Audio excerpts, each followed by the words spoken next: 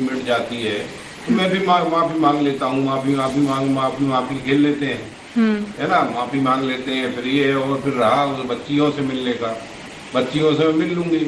अब ये तो इसमें एक चाल खेल रही है, मुझे क्या है कि मेरे रिश्तेदारों से दूर करना चाह रही है। मेरे एक रिश्तेदार इसके बगल में मथुरा में रहते हैं, क्या इसने उसको उनको मतलब जो निमंत्रण दिया था क्या, है ना। मेरे और भी रिश्तेदार हैं, यहाँ तू हो आई है, ऐसा नहीं है कि यहाँ 2-2 3-3 रातें तू रुकी है, मतलब जो उनको नहीं बुला रही।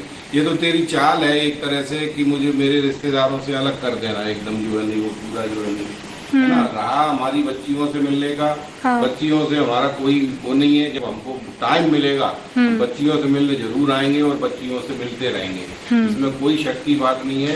तेरे से हमारा कोई संबंध नहीं है, यानी नहीं है, बिल्कुल भी सीधी सी बात ये है, मतलब जो है। अब इस तरह की ये संबंध नहीं जुड़ सकते, क्योंकि जब तूने मतलब इतना जहर उगला है कि मैं यहाँ कहीं मुंह दिखाने लायक नहीं रहा।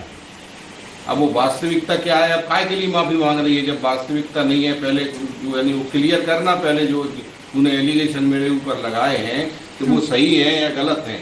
माफी किस बात की मांग रही है, जब अगर वो मैंने तेरे को इस तरह से प्रताड़ित किया है तो फिर माफी तू माफी किस बात की मांग रही है। माफी तो मुझे मांगना चाहिए फिर तेरे से। तू क्यों माफी मांग रही है बेटा,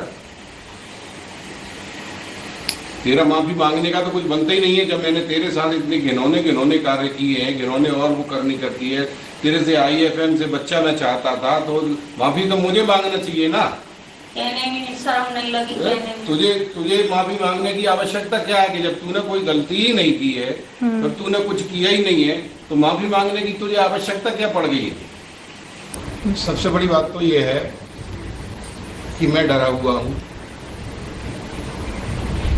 वहाँ अगर मैं गया, वहाँ उसके सारे रिश्तेदार होंगे, वहाँ जाकर के उसने फिर मेरे ऊपर कोई एलिगेशन लगा दिया, उसके सारे रिश्तेदार होंगे, गवाही भी उनकी होगी, तो मैं क्या करूँगा। मेरी तो इज्जत बिल्कुल ही मिट्टी में मिल जाएगी वहाँ। और वहाँ पहले थाने में उसने मेरे विरुद्ध दे रखा है,